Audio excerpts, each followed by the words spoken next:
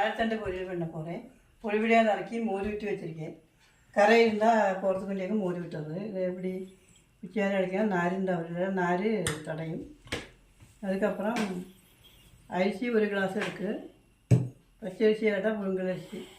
இதே மிளகா வட்டில் போட்டு சிவப்பாக வறுக்கணும். வறுத்து பொடித்து வைக்கணும். வாழைத்தண்டு எடுத்து குக்கரில் போட்டு வேறு தண்ணி ஊற்றி வேக வைக்கணும்.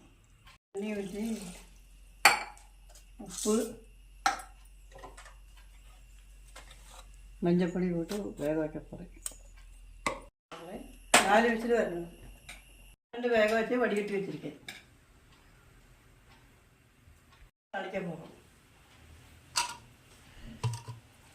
கடுகு, உளுத்தம்பருப்பு, மிளகாய் வச்ச கறிவேப்பிலை,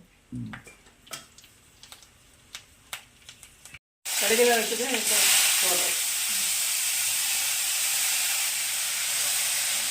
இந்த அரிசிப்பொடி போட்டு இறக்கணும்.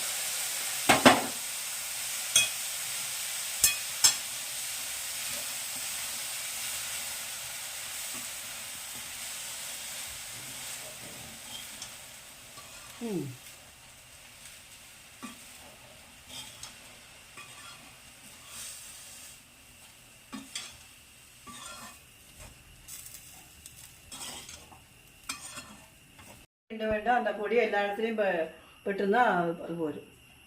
வாழைத்தண்டு பொரியல் ரெடி.